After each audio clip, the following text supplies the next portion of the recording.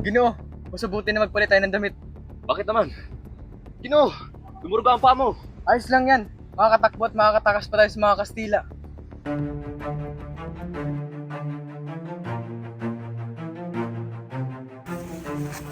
Ginoo, mauna ka na!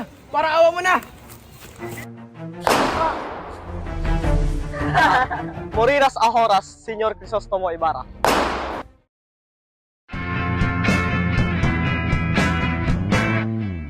Reha sa bintana, kandado sa pinto. Hindi kriminal, pero daig pang bilanggo. Sila'y magagawa, sadyang piniit.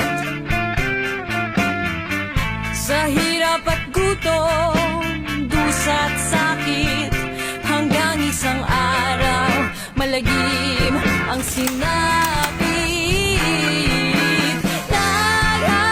Naghahanap buhay, sa hanap buhay sila namatay. Nagliyab itong kahon, kinulong at binaon. Tapos sila roon sa pabrikang naging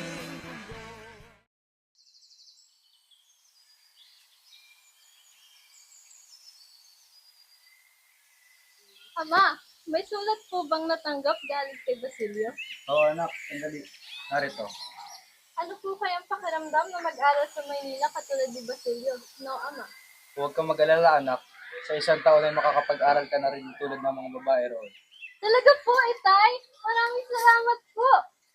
Sige po, mauna na po ako at babasahin ko pa itong liham.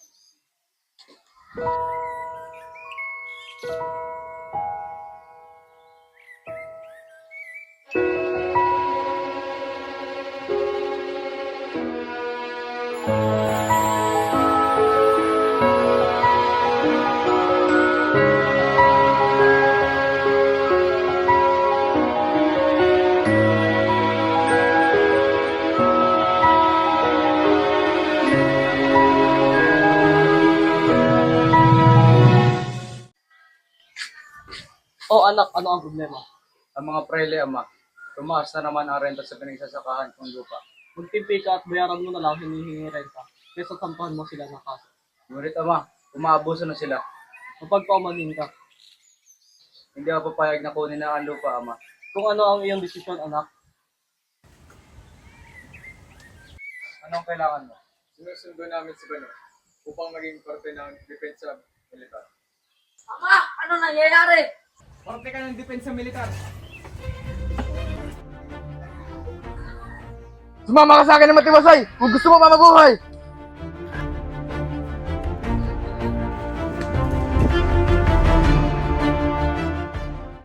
kailangan mo na ba talaga magpakilala kay Sir Mana Pechang? Wala nang ibang paraan, Inkong. Kahit tumusad pa ako sa butas ng karayom, gagawin ko. Mailigtas ko lamang ang aking ama. Ngunit may iba pang paraan. Ibenta ko na lahat ng aking alahas. Maliban sa binigay sa akin ni Basilio. Naggagabi na, Inkong. Magpahinga ka na.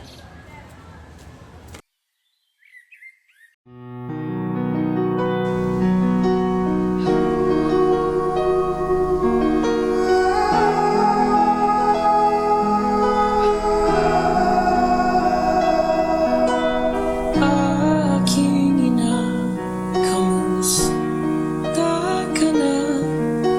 Alam mo ba ang mundo'y nagbago na? Kahit saan man magpunta ako'y hindi nag-iisa. Lagi na lang kung nariyan ang aking ina. Alam mo ba sa kuya magtatapos na ng kolehiya? Ina?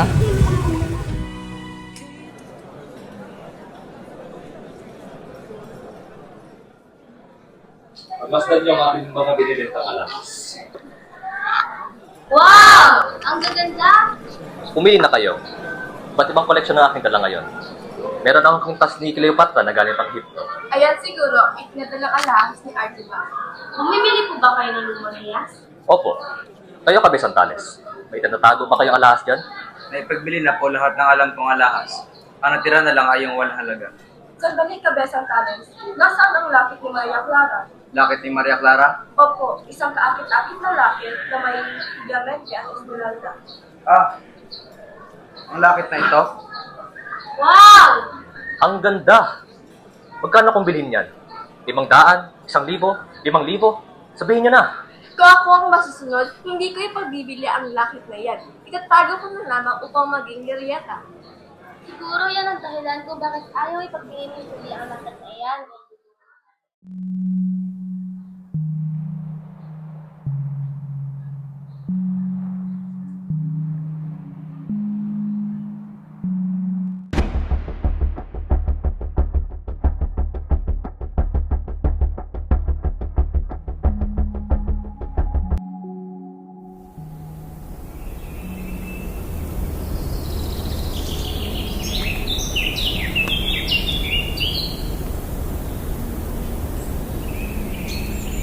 Ipagpaumanhin niyo po ako sa kapusukan na aking ginawa. Ito lang ang natatanging hakbang upang maayos muli ang aking pamumuhay. Pinapayuhan ko kayo, Ginoo, na mag-iingat. Paumanhin at salamat, Ginoong Simon.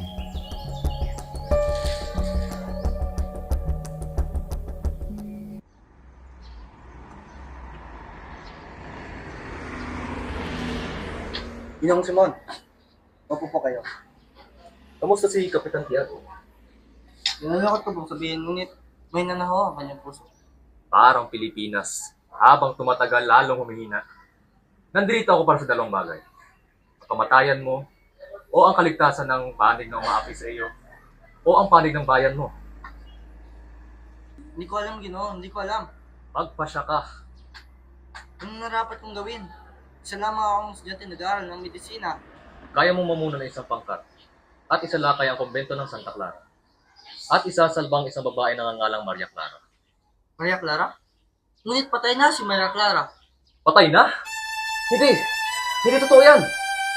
Ito, ang sulat ng nagpapatunay na siya ay patay na.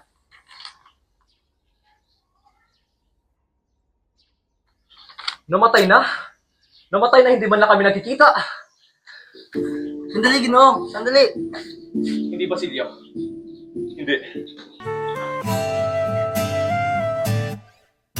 Tungalay kong arana para sa dalagang walang kasing ganda. Amoy roses ang alimoyak. Tayo na sanang dalawa na siyang huli at hanggang isa. Papatunayan ang unang pag-ibig ay di mawawala.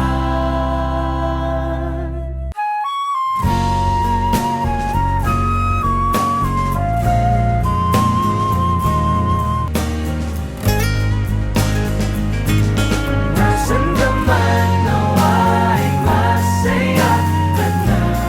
Lalayain ka ako. Tayo magsasama pa. Mahal pa rin kita. Ikaw lang ang hiling na mag-iingat ka. O Leonora kong sinta.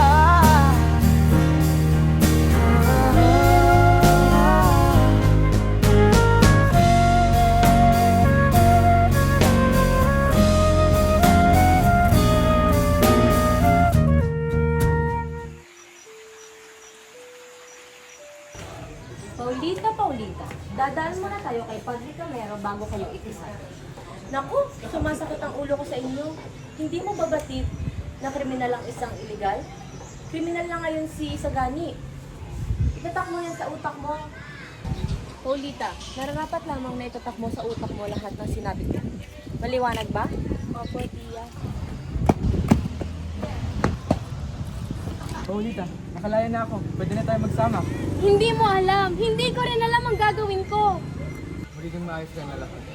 Paano ko ikakasal na ako sa iba? Eh di wag mong ituloy. Hindi mo naiintindihan, Isagani. Hindi ako magiging kaaya-aya sa ibang tao. Nasasakal ako, Isagani. Nasasakal ako. Kung talagang mahal mo ako, pakawalan mo ako. Tara na, Tia. Paulita! Sa aking pagdilat ay hawak ng iyong kamay, kapit na panghabang buhay. Hindi ko ipapalit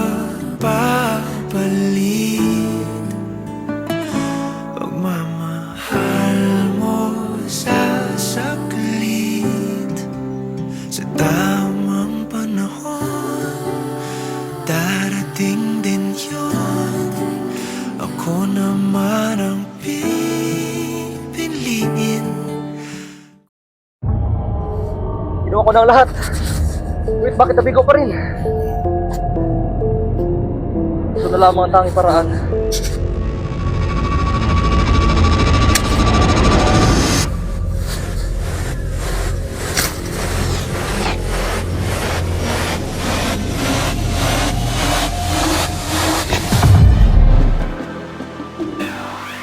Batang dandan sa mundong kinagkagalawa, pagmasdan ang larawan ng itsurang nagmamalakas. Di pwedeng mabulag, makinig sa tamang tinig.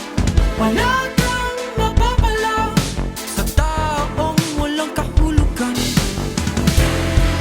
Huwag hahayaang magkaya sa iba.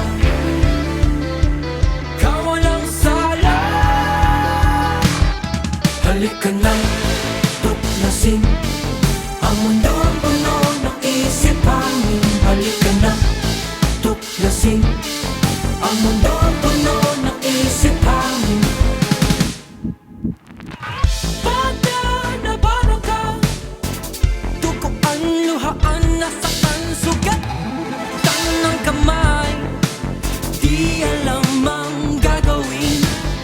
Pwede bang magpalaya ka ng mga takot sa iyong isip na pilit-dinidikit ng kamatayan? Oh, di ka nag-iisa. Huwag hahayaang magkaya sa iba. Ikaw walang sala. Halika na,